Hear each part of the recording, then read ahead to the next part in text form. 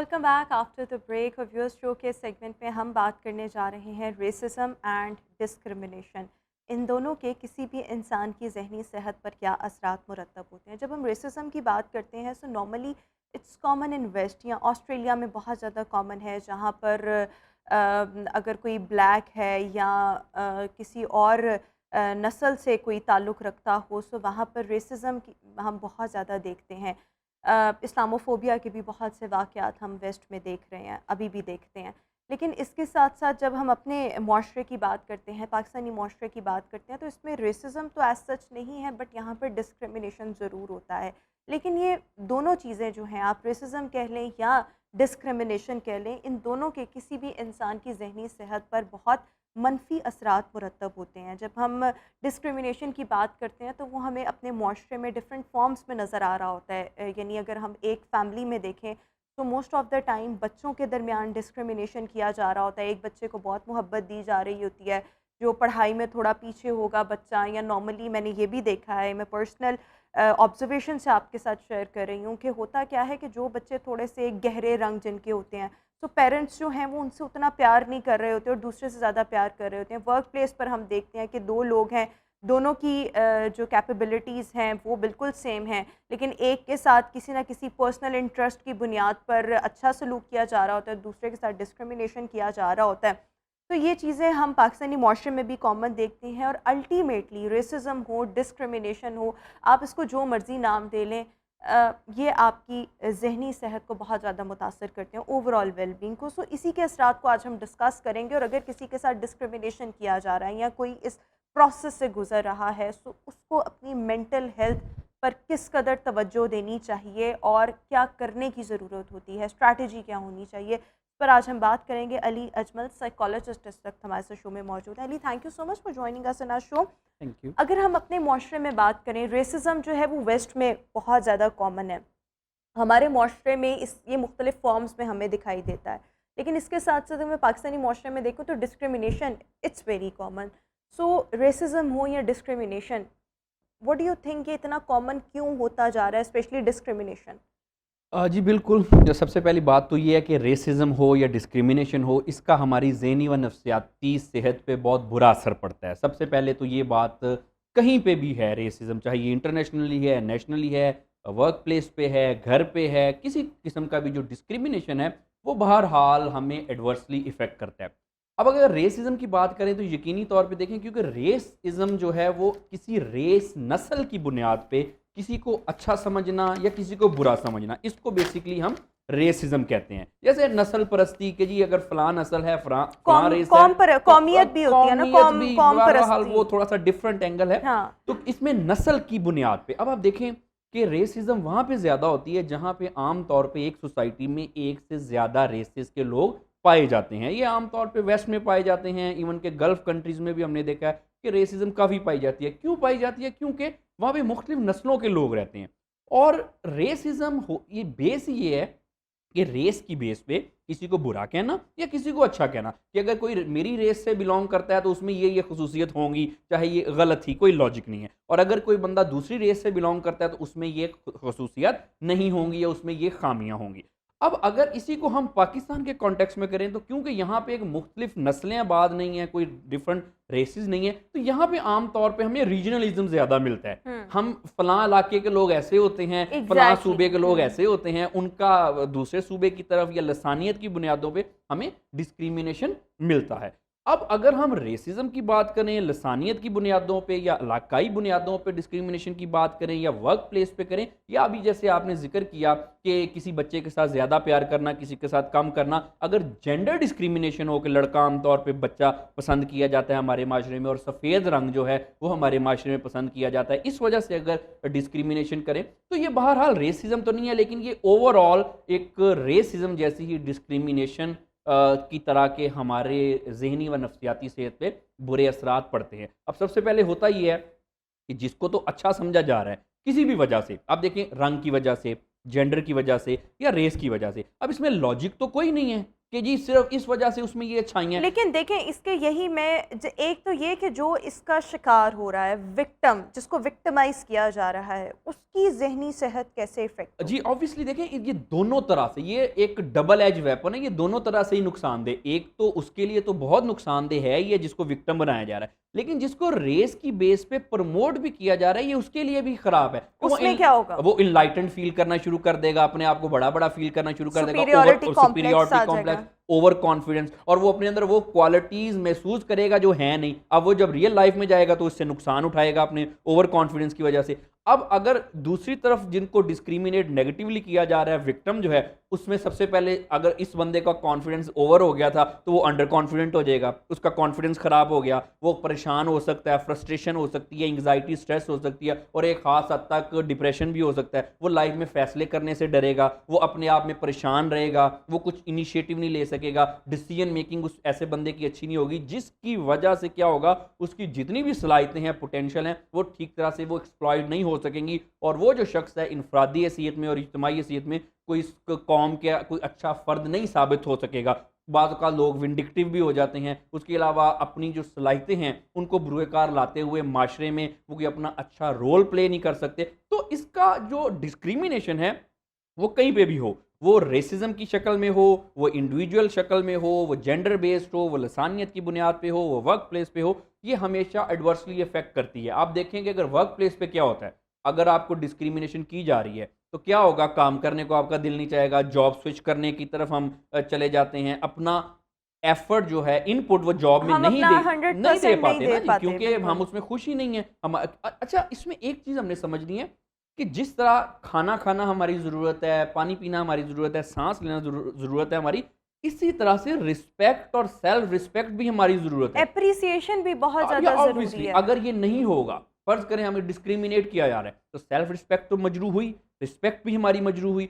अब ये इतनी बुरी चीज़ है कि हमारे ऊपर ये बहुत बुरी तरह से इफेक्ट करती है। जिस तरह से खाना ठीक नहीं खाएंगे, पानी ठीक नहीं पिएंगे, तो जिस्मानी तौर पे कमज़ोर हो जाएंगे। इसी तरह से अगर हमारे साथ डिस्क्रिमिनेशन हो रही है, हमें अप्रिशिएट नहीं किया जा रहा, और बगैर वजह के डिस्क्रिमिनेशन हो रही है कुछ ऐसे ट्रेड्स की वजह से जिनकी बुनियादों पे नहीं होनी चाहिए, तो क्या होगा, जैसे मैंने बताया, हम मसले तो होंगे, लेकिन ये एक हमारा बेसिक राइट है। डिस्क्रिमिनेशन अगर किसी के साथ हो तो ये बेसिक राइट और ये बेसिक एक ट्रेड इसलिए हमारा बनाया गया है या बना है क्योंकि इसके बगैर गुजारा नहीं है। आप जितने लाख आप सक्सेसफुल हो जाएं, लाख आप में क्वालिटीज़ हों, आप बहुत ज़्यादा खुश हों, लेकिन एक छोटी सी डिस्क्रिमिनेशन एक पूरे दिन में जो अनड्यू डिस्क्रिमिनेशन है वो आपके सारे दिन को ख़राब कर लेकिन सकती है। देखिए, अगर एक इंसान बहुत तवील अरसे तक वो एक ऐसे एनवायरनमेंट में ही रह रहा है जहाँ पर उसके साथ रिस्पेक्टफुली पेश नहीं आया जा रहा, उसको नीचा दिखाया जा रहा है, उसके साथ डिस्क्रिमिनेशन किया जा रहा है, या चले अगर रेसिज्म की बुनियाद या वट एवर जो भी है, वेस्ट में चले जाएं, बिकॉज रेसिज्म वहाँ ज़्यादा कॉमन है, ऑस्ट्रेलिया में रेसिज्म बहुत ज़्यादा है,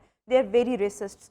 तो एक तवील अरसे तक ऐसे एनवायरनमेंट में रहना, ये आपको कैसे कैसे मुतासर करता है, जिस्मानी तौर पर, ज़हनी तौर पर, ओवरऑल आपकी वेलबींग कितनी मुतासर होती है? जी, बिकॉज मुझे तो ऐसे लगता है जहाँ पे डिस्क्रिमिनेशन होता है, इंसान वहाँ पर स्ट्रेस्ड आउट फील करता है, अल्टीमेटली वो एक डिप्रेशन वाले फेज में चला जाता है। ऑब्वियसली जी, इवन के सांस ठीक तरह से नहीं ले पाता, अगर हम इसको जरा थोड़ा सा, ऑब्वियसली सांस तो आता है फिजिकली, लेकिन जिसको कहते हैं ना उर्फे आम में कि यहाँ पे तो सांस लेना भी मुश्किल है या मेरा दम घुट रहा है, तो वो ऐसी सिचुएशन भी आती है। अब आपने पूछा कि इसके क्या एडवर्स इफेक्ट हैं। देखें, सबसे पहले तो ये इसके एक जिस्मानी तौर पे बड़े बुरे असरात होते हैं।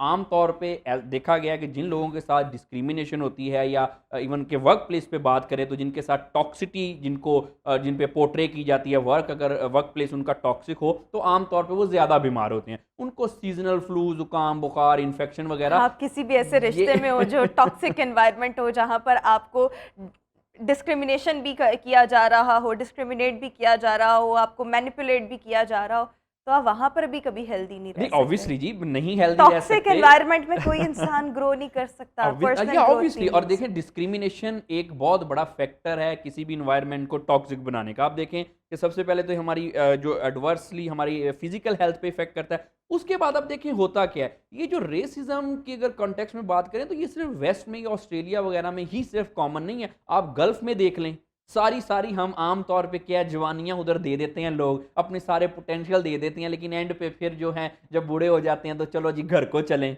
तो ये जो मसले हैं बहरहाल ये हमारी ज़हनी और जिस्मानी सेहत पे बहुत बुरे तरह से असरअंदाज होते हैं। तो जैसे मैंने बताया कि सबसे पहले तो हम जिस्मानी तौर पे काफ़ी हद तक बीमार हो जाते हैं, लाइफ लॉन्गेविटी हमारी इफ़ेक्ट होती है, हमें इम्यूनिटी। क्रॉनिक डिजीज़ेज़ या ऑब्वियसली क्योंकि इम्यूनिटी हमारी डिस्टर्ब होगी जिससे लाइफ लॉन्गेविटी एडवर्सली इफ़ेक्ट होगी। उसके बाद फिर हमारा जो है जो क्रॉनिक इलनेसेस होने के चांसेस ज़्यादा हैं, लेकिन इसके साथ-साथ हमारे बिहेवियर पे बहुत बुरे इफ़ेक्ट अच्छा होते हैं। देखिए, अगर हम मैं अपने मुआशरे की बात करूँ, मैं अगर अपने इस वक्त मुल्क की बात करूँ, और डिस्क्रिमिनेशन आपको किन किन सूरतों में नज़र आता है? बीइंग अ साइकोलॉजिस्ट, जब आप किसी भी पेशेंट को, किसी भी क्लाइंट को डील कर रहे होते हैं, और कभी आपके पास ऑब्वियसली ऐसे भी केसेस आते होंगे, किन किन सूरतों में यहाँ पर किसी भी इंसान की तज़यीक की जाती है, डिस्क्रिमिनेट किया जाता है?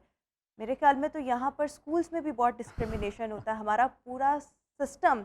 तालीमी निज़ाम, बिल्कुल, एलीट्स बिल्कुल। के लिए और स्कूल हैं, गरीबों के लिए और स्कूल हैं, मीडियोक्र्स के लिए और स्कूल हैं। तो डिस्क्रिमिनेशन तो इस पाकिस्तान की बुनियादों जी, में रच बिल्कुल, बस बिल्कुल चुकी है। ऐसी बात है, डिस्क्रिमिनेशन काफ़ी एक प्रेवेलेंट है। सबसे पहले तो आप देखें कि हमारे माशरे में एक सबसे पहले आपको सोशियो इकोनॉमिक स्टेटस की बेस पे डिस्क्रिमिनेट किया जाता है। गरीब-अमीर की जो डिस्टिंक्शन है ना, ये यहाँ पे बहुत ज़्यादा है। दूसरे माशरों में कुछ हद तक होगी, लेकिन इसमें कोई लॉजिक नहीं है। अगर कोई बंदा अमीर है, तो उसका मुझे क्या फ़ायदा, अगर कोई गरीब है, तो उसका मुझे क्या नुकसान। लेकिन हमारे लोग ऐसा नहीं सोचते। हम लोगों ने ये जो स्टेटस की बुनियाद पर डिस्क्रिमिनेशन, ये तो एक तरह से समझ लें कि हमारा कौमी फ़रीज़ा बन गया है, ये हुँ। करना। उसके बाद दूसरा देखें, यहाँ पे जेंडर की बेस पे डिस्क्रिमिनेशन बहुत ज़्यादा है। लड़के को आम तौर पे अभी तक पसंद किया जाता है, हालाँकि लड़कियाँ लड़कों से हर मैदान में आ गए हैं, ख़ास तौर पे एजुकेशन वग सो ये भी एक डिस्क्रिमिनेशन आप अपनी सोसाइटी में देखते हैं, जो कि लड़कियों को साइकोलॉजिकली बहुत मुतासर करता है, और वो फिर मज़ीद बैड ऑप्शंस की तरफ जाते हैं, यानी वो इस तरह की क्रीम्स का इस्तेमाल करना जिसमें स्टीरॉइड्स हैं। अल्टीमेटली वक्ती तौर पर आपको फ़ायदा होगा, लॉन्ग टर्म उसके बहुत नहीं, नुकसानात हैं। ऑब्वियसली बहुत सारे नुकसान है, स्किन आपकी ख़राब हो जाती है और भी सो वो दूसरे आपको मसले डिस्क्रिमिनेशन जो वग़ैरह है हो वो जाते हमें हैं। डिफरेंट फॉर्म्स में तो हमें नज़र हाँ, आ अब रहा देखिए ना, होता है। किसी भी किस्म का डिस्क्रिमिनेशन हो जाए ना, ये हमेशा इलॉजिकल होता है। अब देखिए हमने कैसे इस माशरे ने समझ लिया कि जो वाइट कलर है ये खूबसूरती की अलामत है। जब ये कॉलोनियल एरा था, क्योंकि हमारे ऊपर जो जिनका कब्ज़ा था वो वाइट थे।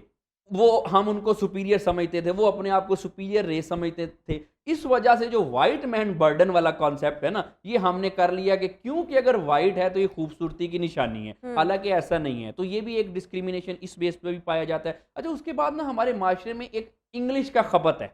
अच्छा। कि लैंग्वेज बहरहाल इंटरनेशनल लैंग्वेजेस सीखनी चाहिए, इसके language of science and technology है, लेकिन बहरहाल सीखनी चाहिए, इसके बगैर गुजारा नहीं है। लेकिन जिसको आम तौर पे इंग्लिश नहीं आती है, जो उर्दू मीडियम में पढ़ा है, आम तौर पे जी इसमें बड़ी डिस्क्रिमिनेशन है कि बस इंग्लिश है तो बेहतर है, इंग्लिश नहीं है तो कोई इंटेलेक्ट नहीं है, कुछ भी नहीं है। ये आम तौर पे हमें बड़ा एक मिलता है डिस्क्रिमिनेशन। इसके अलावा और भी बहुत सारे डिस्क्रिमिनेशन मुख्तलिफ बेसिस है। अच्छा, इसमें मैं आपको बताऊँ। अच्छा, जो लोग डिस्क्रिमिनेट कर रहे होते हैं वो कैसे होते हैं? उनकी नेचर कैसी होती है? I don't find these people normal. नहीं, एग्ज़ैक्टली इसमें जो जैसे मैंने आपको बताया कि जो डिस्क्रिमिनेशन है ना, ये हमेशा इसके पीछे कोई लॉजिक नहीं होता। मसलन एक शख्स है, उसको कोई गुस्सा किसी और चीज़ का है या उसकी कोई पर्सनैलिटी में फ्लॉ है। अब वो क्या करेगा, शॉर्टकट लेगा अपने गुस्से को ठंडा करने के लिए, उस पे काबू करने के लिए कि फलाँ बंदा इस वजह से इसको ये मसला है तो मैं इसके खिलाफ हूँ या मैंने इस पे गुस्सा किया। वो जैसे नहीं कहते नाच ना जाने आंगन टेढ़ा और अंगूर खट्टे वाला जो सिस्टम है कि क्योंकि फ्रस्ट्रेशन मेरी अंदर है, लेकिन मैंने गुस्सा किसी ना किसी पे निकालना है। मैं किस तरह से निकालूँ? रेसिज्म एक अच्छा बहाना है। किसी भी चीज़ पे डिस्क्रिमिनेट करके स्केपगोट करना, ये एक अच्छा मुझे एक कह लें कि एक एक्सक्यूज़ मिल गया। तो हमेशा किसी भी किस्म की डिस्क्रिमिनेशन, किसी भी किस्म का रेसिज्म, किसी भी किस्म की लसानियत की बुनियादों पे कुछ भी करना, ये लॉजिकल नहीं होता। इसके पीछे कोई ना कोई नेगेटिव चीज़ें ही कार फरमा होती हैं करने वाले के एंगल पे। उसके कुछ पर्सनैलिटी फ्लॉज़ हो सकते हैं, उसकी कोई लाइफ में फ्रस्ट्रेशन हो सकती है, उसके कुछ अपने कोई ज़ाती मसाइल हो सकते हैं जिसकी वजह से वो ऐसा करता है। अब देखें, कुछ लोग हैं वो कम रेसिज्म का शिकार हैं, कुछ लोग ज़रा ज़्यादा हैं। कुछ लोगों की पर्सनैलिटी ऐसी होती है कि पर्सनैलिटी में उनके फ्लॉज़ ही ऐसे हैं कि वो आपको हर वक़्त झगड़ते, बहस करते, किसी न किसी बुनियाद पे किसी को डिस्क्रिमिनेट करते हुए मिलेंगे। कुछ लोग ऐसे होते हैं कि उनमें स्टीरियोटाइप्स होते हैं, कुछ थिंकिंग में फ्लॉज़ होते हैं, लेकिन वो अपने रेसिज्म या डिस्क्रिमिनेशन की वजह से किसी को तंग नहीं करते। वो ये तो समझते हैं कि हमारी रेस बेहतर है या फलाँ रेस इतनी बेहतर नहीं है, फलाँ लोग ऐसे होते हैं, हम लोग ऐसे होते हैं, लेकिन क्योंकि उनकी पर्सनैलिटी में फ्लॉज़ नहीं है, वो इस बेस पे आपको तंग करते हुए दूसरे लोगों को नहीं दिखेंगे। अच्छा देखिए, एक ये जो हम प्रेवलेंसी की बात करें, specially discrimination in Pakistan different forms में हमें नज़र आता है, इसको बेहतर करने के लिए हम अपनी इनफरादी हैसियत में या इज्तमाही काविश क्या हो सकती है? देखिए, सबसे पहले तो इसमें ये है कि इस इंटरेक्शन बड़ा ज़रूरी होता है। जितना ज़्यादा हम दूसरे रेस के या दूसरे जो थोड़े से डिफरेंट लोग हैं, उनसे इंटरैक्ट करेंगे, उतना ही हम उनको समझेंगे। ये एक रिसर्च हमें बताती है कि जितना हम किसी से दूर-दूर रहते हैं और जितना हमें उनके बारे में कुछ हमारे स्टीरियोटाइप्स होते हैं, ठीक तरह से हमें चीज़ों का पता नहीं होता, उतना ही हमारा जो प्रेजुडिस है, रेसिज़्म है, ये ऐसी दूसरी डिस्क्रिमिनेशन बढ़ती हैं। एक तो ये है कि हमें इंटरैक्ट कर सकते हैं। ये दूसरा इसमें ये है कि हम ना अपनी थोड़ी-सी सोच के पैमाने हमें चेंज करने चाहिए। हर शख्स को थोड़ा-सा सेल्फ क्रिटिकल अप्रोच भी होनी चाहिए। हमेशा ये नहीं है कि मैं ही हर वक़्त हुँ। ठीक हूँ। मैंने जो सोचा, मैंने जो समझा, मैं ही ठीक हूँ। मेरे अंदर भी कुछ गलतियाँ हो सकती हैं, दुनिया का कोई इंसान परफेक्ट नहीं है। तो हमें हर बंदे को थोड़ा-थोड़ा अपना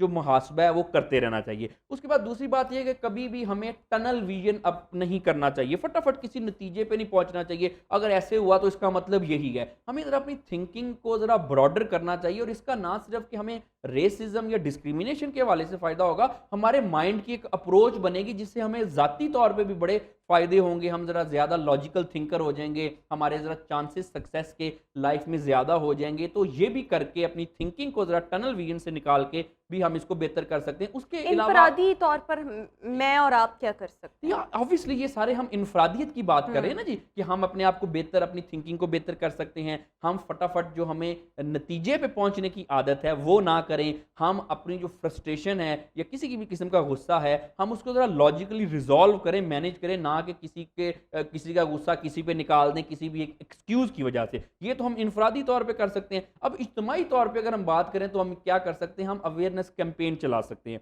हम स्कूलों में, कॉलेजेस में, यूनिवर्सिटीज़ में ये हम एक बता सकते हैं कि जो हम डिफरेंट होने का मतलब बुरा होना नहीं होता। आम तौर पे आप देखें कि इस तरह की एजुकेशन नहीं हमें दी जा रही। हम ये समझते हैं, और बाय द वे हमसे मुराद ये नहीं कि मैं कुछ जनरल पब्लिक की बात कर रहा हूँ। बड़े-बड़े एक्सपर्ट जो कि एक हद तक हमें बज़ाहिर बड़े कामयाब लोग या बड़े इंटेलेक्चुअल मिलते हैं, उनको भी वो भी कहीं अडॉप्ट कर चुके हैं कि डिफरेंट का मतलब बुरा होता है। हुँ। अगर कोई लोग मुझसे मुख्तलिफ हैं, तो इसका ये मतलब नहीं है कि वो अच्छे लोग नहीं हैं। तो हुँ। हम ये स्कूल्स, कॉलेजेस में, मीडिया पे कैंपेन के थ्रू और उसके अलावा एजुकेशन का पार्ट बना के इज्तिमाई ज़िंदगी में हम अपने बच्चों की बचपन से ही ट्रेनिंग शुरू से कर सकते हैं और ये करनी अच्छा, चाहिए। एक एक ये जो चीज़ कि ठीक है कि हम इससे छुटकारा कैसे पा सकते हैं या इसकी प्रेवलेंसी को अपने मुआशरे से रिड्यूस या मिनिमाइज़ कैसे कर सकते हैं, उसके लिए तो ये हो गया। एक बंदा जो इसको विक्टिमाइज़ किया जा रहा है और जिसकी ओवरऑल हेल्थ मुतासर हो रही है, ओवरऑल वेलबींग मुतासर हो रही है,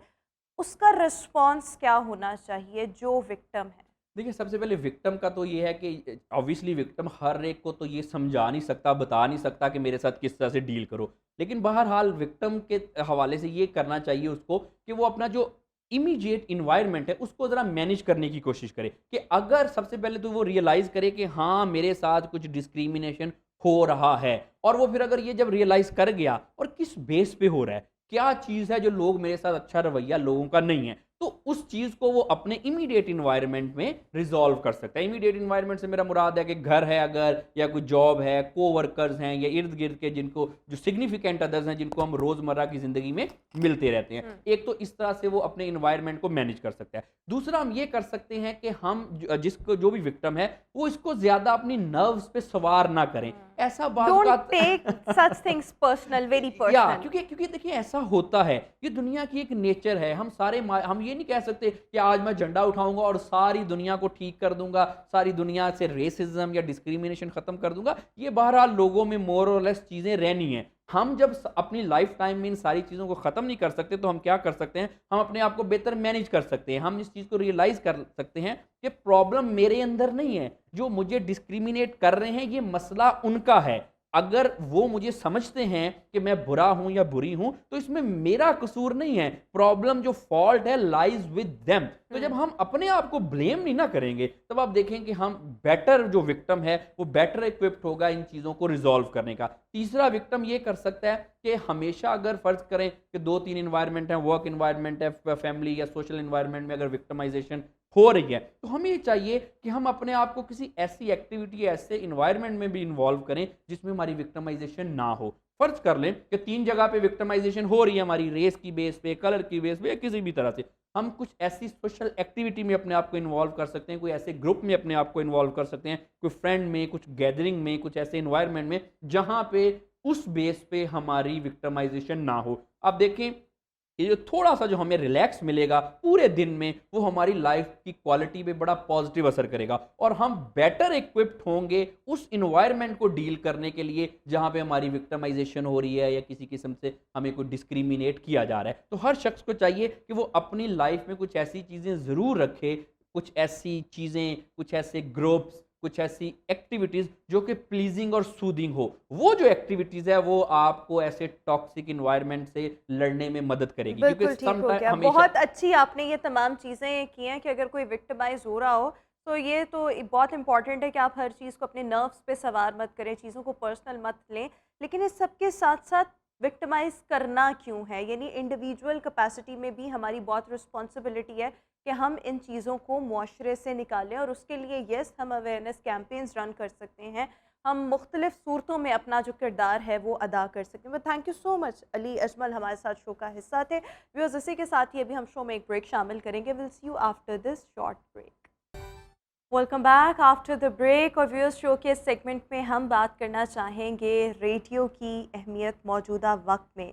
एक वक्त था जब लोग रेडियो बहुत शौक से सुनते थे, एंटरटेनमेंट के लिए भी रेडियो का ही रुख किया जाता था, या इसके साथ साथ अगर आपने मुख्तलिफ़ ख़बरें सुननी होती थी, ख़बरों के साथ इन टच रहना होता था, तो रेडियो ही एक वाहिद ज़रिया होता था।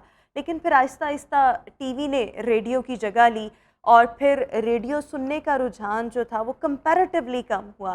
फिर उसके बाद प्राइवेट मीडिया हाउसेस आए और प्राइवेट टीवी चैनल्स आए और फिर देखते देखते जो रुझान था उसमें खासी कमी देखी गई।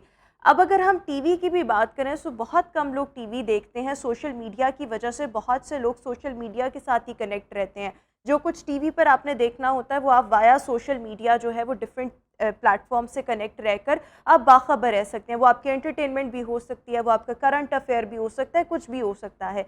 इस सब में जो रेडियो है उसकी अहमियत आहिस्ता आहिस्ता खोती चली गई और अब भी रेडियो जो है उसको मतलब अगर हम देखें तो बहुत कम लोग जो हैं वो सुनते हैं। अगर मैं अपनी बात करूं तो येस, मैं अगर अब सुनती हूं तो मैं तब सुनती हूं जब मैं गाड़ी चला रही होती हूं। लेकिन उसके अलावा एक वो वक्त था जब लोग बहुत शौक से रेडियो प्रोग्राम्स का वेट करते थे, जो उनके पसंदीदा आरजेज़ और उनके शोज़ थे, उन शोज़ का बाकायदा तौर पर वेट किया जाता था। लेकिन ये कम अज़ कम भी एक डेकेड पहले की बात होगी। लेकिन सोशल मीडिया की वजह से अब चीज़ें जो हैं वो एंटायरली बदल चुकी हैं।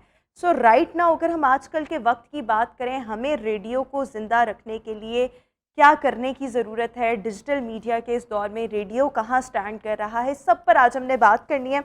और हमारे साथ जो शो में मेहमान शख्सियत मौजूद हैं, आरजे हैं रेडियो पाकिस्तान के FM 101 से और पंजाबी प्रोग्राम GI अनु के को होस्ट भी करते रहे हैं, आरजे गुलाम अली जावेद साहब इस वक्त हमारे साथ शो में मौजूद हैं। गुलाम अली साहब, बहुत शुक्रिया आपके वक्त का। सो जदीद डिजिटल दौर की अगर हम बात करें तो आप रेडियो का क्या किरदार देखते हैं? बहुत शुक्रिया, आपने मदऊ किया। रेडियो की वैल्यू जो है वो मौजूदा दौर में भी है और इन फ्यूचर ज़्यादा वैल्यू होगी। अच्छा, ठीक है। उसका जो मुझे महसूस होता है वो ये है कि लोगों की ज़िंदगी बहुत ज़्यादा बिज़ी हो गई है, मसरूफियात ज़्यादा बढ़ गई हैं। मसरूफियात के साथ साथ अब लोग इंटरटेन भी चाहते हैं, वो ख़ुद को रिलैक्स भी करना चाहते हैं और इन्जॉय भी करना चाहते हैं। तो रेडियो ऐसा सोर्स है कि जो लोगों का वक्त ज़ाया नहीं करता। लोग अपने काम के साथ भी रेडियो को सुन रहे होते हैं और जब रेडियो को सुनते रहते हैं तो एक तरह की उनकी रिलैक्सेशन और उनका सुकून और लुत्फ़अंदोज़ जो है वो हो रहे होते हैं। अब रेडियो एक तरह का प्रोग्राम नहीं करता, रेडियो हिस्टोरिक भी दे रहा है, रेडियो स्पोर्ट्स भी दे रहा है, टिकटॉक भी है, उसका एन्जॉय भी जो है, चिट चैट जो है वो भी चल रही है।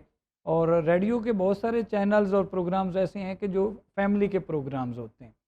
तो जो आप कह रहे हैं कि वैल्यू कम हुई, वैल्यू कम नहीं हुई, अलबत्ता लोगों सुनने का वाले ट्रेंड लोगों थोड़ा सा में कम हुई ना, जी, जी। लोगों के मिजाज तब्दील हो गए। बिल्कुल, वैल्यू आप कम ठीक है, होने से बिल्कुल मुराद ये ठीक। लोगों के मिजाज में मिजाज तब्दीली तब्दील आई। हुए, लेकिन अभी लोग फिर से रेडियो की तरफ माइल हो रहे हैं। उसकी वजह है कि लोगों की मसरूफियात है। अब आप जितने लोग ट्रैवल कर रहे होते हैं तो वो ज़्यादातर रेडियो सुन रहे होते हैं, या जितने लेबर में लोग हैं तो वो अपना काम कर रहे हैं, साथ उन्होंने हैंड फ्री लगाया हुआ है और वो प्रोग्राम सुन रहे हैं। इसी तरह ख़वातीन जो हैं, अगर वो कहीं बैठी हैं तो फिर तो वो टीवी देख रही होंगी, अगर वो किचन में मसरूफ़ हैं तो उन्होंने भी हैंड फ्री लगाया हुआ और साथ साथ वो प्रोग्राम जो है सुन रहे हैं।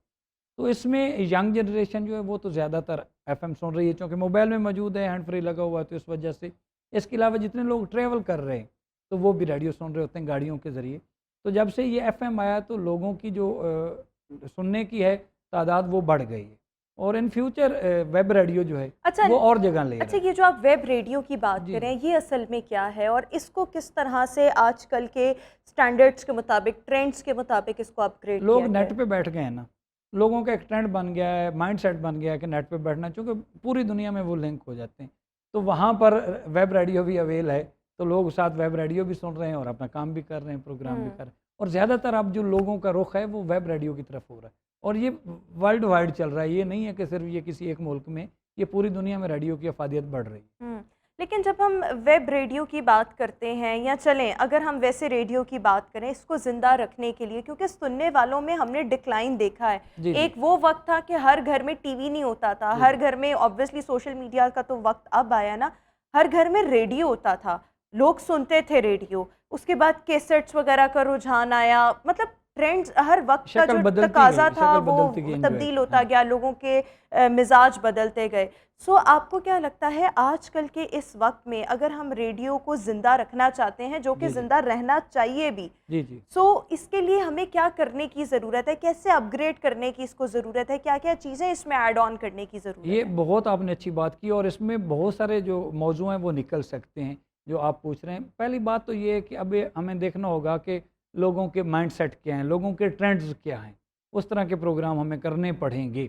देखो अब हर बंदे का जो माइंड है, या हर बंदा जो है उसका अलग से नुक्ता नज़र है, अलग से उसका माइंडसेट है। तो हमें देखना है कि फैमिली इंटरटेनिंग भी हमने देनी है, हिस्टोरिक मालूमात भी हमने डिलीवर करनी है, यंग जनरेशन के लिए जो कंपटीशन है, कम्पिटिटिव एग्ज़ाम है, उसको भी देना है। और जैसे टीवी चैनल्स प्रोग्राम दे रहे हैं जिसमें फ़न वगैरह है, मजाक है, ड्रामे हैं, तो ये भी देने चाहिए। अगर हम वक्त की ज़रूरतों के मुताबिक अगर ये चीज़ें प्रोग्राम ना दे सके, जो कि कम्पिटेंट अथॉरिटी की ज़िम्मेदारी है या पॉलिसी मेकर हैं, तो फिर रेडियो पीछे रह जाएगा। तो सो देखना ये होगा कि जो दुनिया के टीवी चैनल्स हैं वो क्या क्या प्रोग्राम दे रहे हैं, रेडियो को उसी तर्ज के प्रोग्राम क्रिएट करने पड़ेंगे, और कर रहे हैं। अच्छा, आपके ख्याल रेडियो में किया भी पाकिस्तान, जा रहा है? जी रेडियो पाकिस्तान इस लेकिन देखिए, मामले में एक वक्त था कि लोग मुख्तलिफ आरजेस बड़ा सुनते थे, अपने पसंदीदा शो का बाकायदा इंतज़ार किया जा रहा होता था कि फ़लाँ आरजे का आज रात 11 बजे शो होगा, आज दोपहर 2 बजे होगा। अभी वो मैं देखती हूँ कि वो चीज़ें अंडर डिस्कशन नहीं आ रही, और फिर मैंने बहुत से आरजेस को ऐसे देखा कि वो मुख्तलिफ प्लेटफॉर्म्स पर मूव कर गए। जी, जी। आरजेस ने वीजेस का रूप धार लिया, या उसमें चले आप धार क्या लिया, यानी कि उस तरफ चले गए, जी, जी। या कुछ लोग टीवी की तरफ आ गए। सो हमारे पास कॉम्पिटेंट लोगों का भी होना रेडियो में, अगर हम उसको फुली आजकल के मुताबिक कर रहे हैं, सो फिर अच्छे लोगों का होना ये भी बहुत ज़्यादा ज़रूरी है। ये आप बिल्कुल ठीक कह रहे हैं। उसमें स्किल्ड लोग जो हैं, वो महारत जिनको है उनको इस फील्ड में ले आना चाहिए, और इदारा जो है वो ज़िम्मेदारी का मुज़ाहरा करे, अच्छे लोगों को हायर करे, तो अच्छे प्रोग्राम्स हो सकते हैं। हाँ, लेकिन अगर हम एक और ये चीज़ देखें कि अब रेडियो में शायद लोगों का हमेशा से एक गिला रहा, और अभी भी, कि पे स्केल्स इतने अच्छे नहीं होते, तो आजकल तो वैसे ही महंगाई ये बहुत ज़्यादा प्रॉब्लम है। तो है। हाँ। जितने लोग मेरा अपना नुक्ता नज़र है, हो सकता है लोग इससे इत्तेफाक ना करें। रेडियो पे जितने लोग काम कर रहे हैं तो वो पे के लिहाज से नहीं कर रहे, वो अपने शौक के लिहाज से कर रहे हैं, या उनका जो लिटरेरी टेस्ट है उसको पूरा करने के लिए वो कर रहे हैं। अदरवाइज़ वो पैकेज नहीं है कि रेडियो किसी बंदे का घर चला सके, इस तरह नहीं है। और जो आपने एक सवाल किया था कि लोग एक वक्त था तो रेडियो का इंतज़ार करते थे, उसमें सोर्स उस वक्त यही एक रेडियो था, पीटीवी था और रेडियो था। अब हर बंदे की एक्सेस में तो पीटीवी था नहीं, या हर जगह पे देहातों में लाइट नहीं थी, टीवी नहीं था, फिर एंटीना नहीं है, तो रेडियो आसानी से अवेलेबल होता था। उस वक्त का लोगों का मशगला ये था। With the passage of time TV channel ज़्यादा हो गए, टीवी चैनल ज़्यादा होने की वजह से कुछ हदूद व क़यूद जो हैं वो उनको बढ़ाया गया, यानी कि थोड़ा मतलब पाबंदी लगाई गई, तो लोगों का माइंड सेट जो है वो टीवी की तरफ गया। लेकिन मैं समझता हूँ अभी भी इंतज़ार होता है। मसलन मैं अपना प्रोग्राम करता हूँ, मेरा बीजीएम चलता है, तो मैं देख रहा होता हूँ साइड पे जो टेलीफोन की बत्तियाँ हैं वो जलना शुरू हो जाती हैं, तो वहाँ से मुझे लगता है कि लोग मुंतज़िर थे।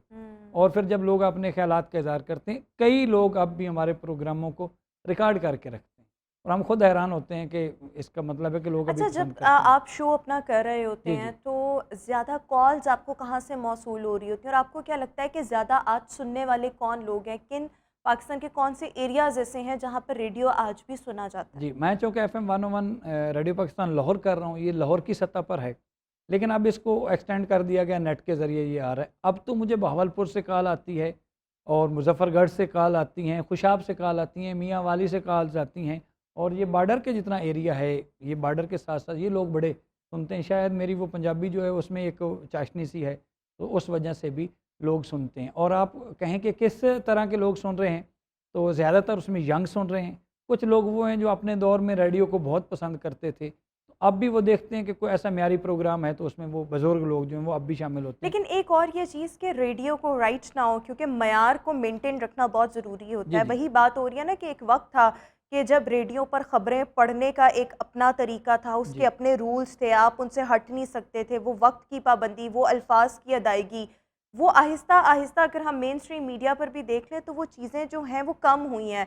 हमने मतलब जो कहें कि आप कॉम्पिटेंट लोग हैं उनमें हमने नुमाया कमी देखी है। मयार को मेंटेन रखने के लिए, मयार को अच्छा रखने के लिए रेडियो पाकिस्तान को क्या करने की ज़रूरत है? ये कॉम्पिटेंट लोग अब भी कम नहीं हैं। जो सेलेक्टीज़ हैं, जो सेलेक्ट कर रहे हैं लोगों को, ये उन पर डिपेंड करता है कि वो कैसे लोगों को आगे ला रहे हैं। अगर हायर करने वाला बंदा है या किसी को सेलेक्ट करने वाला बंदा खुद अगर इस काबिल नहीं है, तो वो अच्छी टीम अपनी नहीं ला सकता। लेकिन रेडियो पाकिस्तान की अगर हम बात करते हैं, तो वहाँ तो कोई थोड़ा सा तलफ़्फ़ुज़ भी गलत हो तो हमें पकड़ लिया जाता है। मुझे याद है कि एक मैं प्रोग्राम कर रहा था, कानूनी मशवरे। ये वकला हज़रात जो है वो करंट अफेयर पे बात करते थे, जो मसाइल थे। मैंने कानूनी बोल दिया, तो मुझे प्रोड्यूसर साहब ने बुला लिया कि आपको इतना नहीं पता कि ये लफ्ज़ कानूनी है, आप कानूनी बोल रहे हैं। तो इतना रेडियो पाकिस्तान में जो है वो नोट किया जाता है। अभी और अभी भी किया अब जाता भी है? किया जाता है। अच्छा। और बाकायदा हम ये डर के और दुआ मांग के बैठते हैं कि कोई ऐसी गलती ना हो कि बाद में हमें लेकिन भुगतना पड़े। देखें, अगर हम मेन स्ट्रीम मीडिया को देखें, सोशल मीडिया को देखें, तो लोग तो बड़ा इजीली गलती करते हैं। लोग तो वायरल होने के लिए जान के गलती करते हैं कि हम जितनी गलतियां करेंगे, जितना स्टाइल से किसी लफ्ज़ को जी, जी। बोलेंगे, जी, तो जी। लोग उतना ही ज़्यादा पसंद करेंगे। लोग नेचुरल चीज़ों को ज़्यादा पसंद करते हैं, बजाय इसके कि आप रोबोट बन के पढ़ रहे हो। उसमें प्राइवेट चैनल जो हैं उसमें ये चीज़ें चल रही हैं, ये लेकिन ज़्यादा रेडियो मत पाकिस्तान में नहीं चल रही। और हाँ। प्राइवेट चैनल में कोई गैर जिम्मेदार बंदा भी बैठा हो तो वो चल जाए, लेकिन हम्म। रेडियो पाकिस्तान में ऐसा नहीं होता। बिल्कुल हाँ ठीक जी। हो गया। यही से ही गुफ्तगू का सिलसिला आगे बढ़ाएंगे, लेकिन अभी हम शो में एक ब्रेक शामिल करेंगे। आपसे मुलाकात करेंगे एक ब्रेक के बाद। Welcome back after the break. और व्यूअर्स, हम बात कर रहे हैं मौजूदा वक्त में रेडियो का किरदार, अहमियत और मयार को मेंटेन रखने के लिए क्या किया जाना चाहिए। हमारे साथ ग़ुलाम अली जावेद साहब, आरजे रेडियो पाकिस्तान, इस वक्त शो में मौजूद हैं। अच्छा, एक और चीज़, जिस तरह से भी आपने ये कहा कि अभी भी प्राइवेट टीवी चैनल्स आपको ये मार्जिन देते हैं कि जितनी नेचुरल चीज़ हो, गलती वगैरह हो जाए तो उसकी माफ़ी है, लेकिन रेडियो पर ये चीज़ें नहीं चल सकती। तो इसका मतलब है कि जो आज भी आपके जो प्रोड्यूसर्स हैं, जो डायरेक्टर्स हैं, जो पीछे लोग बैठे होते जी, हैं, जी। वो इतने, उनके ये स्किल्स अच्छे हैं, उनकी उर्दू अपनी इतनी खालिस है, उनका तलफ़्फ़ुज़ इतना अच्छा है कि वो किसी भी आरजे को पकड़ लें, कि कमेंटेटर को पकड़ लें कि ये गलती ऐसे हुई है, ये ऐसे नहीं, ऐसे करनी थी। जिस तरह से भी आपने अपना एक वाक़या भी शेयर किया। जी। रेडियो पाकिस्तान की सतह पर अगर देखते हैं तो उसमें तो ये लोग मौजूद हैं, और बाकायदा पहले प्रोड्यूसर साहब से डिस्कस करना पड़ता है कि ये चीज़ें हैं, तो उन्हीं में वो भांप लेते हैं कि इस बंदे ने आज कितनी तैयारी की हुई। और अगर समझते हैं कि इसमें अभी कोई कमी रह गई है तो फिर साथ समझाते हैं। सम टाइम तो बड़े सख्त अल्फाज भी सुनने को पड़ते हैं। लेकिन ये कि जब वक्त के साथ साथ फिर आरजे जो है वो निकल जाता है। कहाँ निकल जाता निकल जाने से है? मुराद ये कि वो गलतियों को ना छुपा लेता है, अपना उसको हाँ। कैमोफ्लेज कर लेता है। यानी कि देखें, हमारे अगर हम टीवी की बात करें और अगर कोई गलती हो गई है तो ये कहा जाता है गलती लाइव का हुस्न होती है। जब आप लाइव बैठे हुए हैं जी, तो जी। आप गलतियां कर सकते हैं। आपके पास मार्जिन सिर्फ ये होता है कि अगर आपसे गलती हो गई तो आपने उसको कवर कैसे करना है। आरजे जब जो है ना, आप लोग आरजे इस माइंड का होता है कि उसे पता चल गया कि ये मैं गलती कर रहा हूँ, तो वो उसको ऐसे कन्वर्ट करेगा कि वो क्या आम बंदे जो मतलब, हैं और वो कुछ जज। आपके अपने एक्सपीरियंस, जिस तरह से अभी आपने कहा कि मैंने कानूनी कह दिया तो प्रोड्यूसर ने कहा नहीं ये कानूनी है, कानूनी लफ्ज़ जो है वो। तो इस तरह की और कोई अपने तजर्बात हमारे देखने वालों के साथ शेयर कीजिएगा। बाज़ औक़ात तो ये होता है कि हम बैठे हैं, माइक ऑन नहीं है और हम बोलना शुरू हो जाते हैं, तो फिर बाद में पता चलता है माइक ऑफ है। ये गलती अमूमन जो है हो जाती है। या माइक ऑन रह जाता है और हम रूटीन में लग जाते हैं, तो फिर उस वक्त भी होता है। लेकिन वो ज़्यादा मैच्योर लोग जो होते हैं फिर वो गुफ्तगू रूटीन की कोई नहीं कर रहे होते, ज़ाहिर है वो प्रोग्राम की कोई काम कर रहे होंगे, तो पता चल जाता है कि यहाँ पर ये गलती रह रही है। और इसी तरह जो बंदा लाइव कॉल पे आ रहा है, आपका लिसनर, उसको संभालना मैं समझता हूँ आरजे का सबसे बड़ा फ़न है। कि आप उसको आप नहीं रोक सकते, उसके नज़रिए को, उसकी सोच को, और आपको नहीं पता कि वो वो क्या क्या सोच कह के रहे बैठा हैं। और हाँ। आगे क्या बोलने जा रहा है। मैं समझता हूँ कि अगर सामीन को हम काबू कर जाएं लाइव कॉल में तो फिर वो अच्छा अर्ज होता अच्छा, सही हो गया। लेकिन एक देखें, मतलब हर एक के, मतलब किसी भी आपको फ़ील्ड में सक्सेसफुल होने के लिए कोई ना कोई आपके पास स्किल्स होने चाहिए। है। जी जी। तो जब हम रेडियो की बात करते हैं और एक कामयाब आरजे की बात करते हैं, तो एक कामयाब आरजे के अच्छे स्किल्स की अगर हम बात करें तो वो क्या हो सकते हैं, जिस बुनियाद पर हम कह सकते हैं कि यार ये बंदा कामयाब है, इसको लोग सुनते हैं, ये आगे तक जा सकता है? जो कामयाब आरजे है ना, या सियाना आरजे जो जिसको हम कहते हैं, वो ये है कि उसके पास नया टॉपिक होना चाहिए। रूटीन में जो लोग सुन रहे हैं उसको वो इतना अट्रैक्ट नहीं करता। अगर से वो कोई नई बात कर रहा है तो वो ज़्यादा अट्रैक्ट करता है। जब वो रिसर्च करेगा, उस पर पढ़ेगा, पूरा वीक सोचेगा कि मैंने इस प्रोग्राम को ऐसे करना है, फिर वो लोगों में ज़रूर हो जाएगा। और अगर बगैर तैयारी के आता है तो वो आरजे कभी भी अच्छा मकबूल नहीं हो देखिए, सकता। हम अगर यहाँ पे अपनी मीडिया इंडस्ट्री की, न्यूज़ मीडिया इंडस्ट्री की बात करें तो मोस्टली लोगों के करियर्स जो हैं, अगर हम न्यूज़ एंकर्स की बात करें तो ऐसे स्टार्ट होते हैं जैसे न्यूज़ एंकर। फिर अगर आप बहुत अच्छे अगर एंकर हैं तो आपको कोई ना कोई प्रोग्राम मिल जी जाता जी। है, फिर करंट अफेयर्स में आप आ जाते हैं, फिर आप बहुत तरक्की हो तो फिर आप तज्जियाकार बन जाते हैं, कोई बड़ा शो 1 टू 1 होस्ट करने लग जाते हैं या 1+3 शो होस्ट करने लग जाते हैं। ये तो मुख्तलिफ मराहिल हैं। जी जी। ऑब्वियसली कुछ लोग जो हैं वो न्यूज़ एंकर ही रहते हैं, लेकिन वो अच्छे प्रोग्राम एंकर्स नहीं बन सकते। बहुत से लोग अच्छे प्रोग्राम कर लेते हैं लेकिन वो न्यूज़ अच्छी नहीं पढ़ सके होते। एक आरजे का लेवल क्या होता है, वो किस लेवल तक जा सकता है, यानी तरक्की के चांसेस क्या होते हैं? यानी कि ये मतलब अगर मैं एक न्यूज़ एंकर देखूं तो उसका फाइनल जो है वो शायद एक सीनियर तज्जियाकार के तौर जी पर है जी। ना, लेकिन एक आरजे का फाइनल डेस्टिनेशन कहाँ तक वो जा सकता नहीं, है? इसकी हद कोई नहीं है। आरजे अगर उसका लक साथ दे रही है और उसकी खुद कोशिश है, वो बहुत आगे जा सकता है। देखो बहुत सारे ऐसे फील्ड हैं कि लोग जो है वो हैं आरजे, लेकिन वो बहुत सारे चैनल्स में काम कर रहे हैं। वो इंटरनेट पे अपनी वेबसाइट बना के बैठे हैं, अपने चैनल्स बना के बैठे हैं, तो बहुत सारा अर्न भी कर रहे हैं। और हम्म। अगर बात आपका जो सवाल है कि वो कहाँ तक जा सकता है, तो रेडियो पाकिस्तान तो एक इदारा है जिससे लोग सीखते हैं, और किसी हम्म। भी इदारे से लोग सीख के आपको अंदाज़ा है कि वो कहाँ तक जा सकते हैं। हम्म। इसी तरह एंकर जो है, अगर वो आरजे जो है वो सीख रहा है, तो फिर वो दुनिया पूरी में ट्रैवल कर सकता है अगर उसकी नीयत है और उसकी लक साथ है। अच्छा, ये जो आप कह रहे हैं ना पूरी दुनिया में ट्रैवल कर सकते हैं, इसका क्या मतलब है? ज़रा इस पॉइंट को पूरी थोड़ा सा दुनिया में हाईलाइट अगर कीजिए। आप दुनिया पाकिस्तान में और लाहौर में बैठ के बनाना चाहें तो फिर भी बना सकते हैं। और अगर आप दुनिया से मुराद ममालिक लेते हैं तो फिर भी, क्योंकि पाकिस्तान के लोग तो हर जगह पे मौजूद हैं पूरी दुनिया में, और पाकिस्तानी कम्युनिटी हर जगह पे पाकिस्तानियों को पसंद अच्छा, करती है। एक ये मैंने देखा कि आजकल बड़ा ट्रेंड है मुख्तलिफ प्राइवेट यूनिवर्सिटीज़, वैसे तो पंजाब यूनिवर्सिटी में भी, मतलब अगर हम देखें तो जो मास कम्युनिकेशन का जी डिपार्टमेंट है जी। उसके साथ साथ एक प्रैक्टिस के लिए आप कह लें एक रेडियो वहाँ पर मौजूद होता था, जी वहाँ जी। पर आते थे, प्रैक्टिस करते अब थे। भी अभी भी है, अब भी प्राइवेट है। हाँ जी। यूनिवर्सिटीज़ में है, पंजाब यूनिवर्सिटी में भी है। तो इस वाले रेडियो से क्या कोई बंदा सीख सकता है इस तरह से रेडियो करके, या जो आपकी ट्रेनिंग इस तरह रेडियो पाकिस्तान से होती है वो वहाँ से नहीं हो जो सकती? यूनिवर्सिटीज़ के मैंने देखे ना चैनल हैं, तो उसमें से मैंने कोई मशहूर आरजे नहीं देखा जो यूनिवर्सिटी से उसने सीखा हो और किसी सेक्टर में आके या उसमें चैनल में आके बैठ के मकबूल हो गया। हम्म। लेकिन इन अगर इदारों में आता है तो वो तरक्की बहुत करता है। हम्म। मेरे नॉलेज में कोई ऐसा बंदा नहीं जिसने यूनिवर्सिटी से ट्रेनिंग ली हो और फिर वो बहुत मशहूर आरजे बना। हम्म। गो कि वो उसी डिपार्टमेंट का बंदा है लेकिन और उसी देखिए, फील्ड एक का जो है। आरजे है, जब हम उसके स्किल्स की बात करते हैं, उसकी कॉम्पिटेंसी की बात करते हैं, तो उसमें ये कि उसको बहुत अच्छा बोलना आना चाहिए, ठीक है? उसका तलफ़ुज़ ठीक तलफ़्फ़ुज़ हो, बहुत अच्छा होना अल्फाज की चाहिए। शीरीनी हो।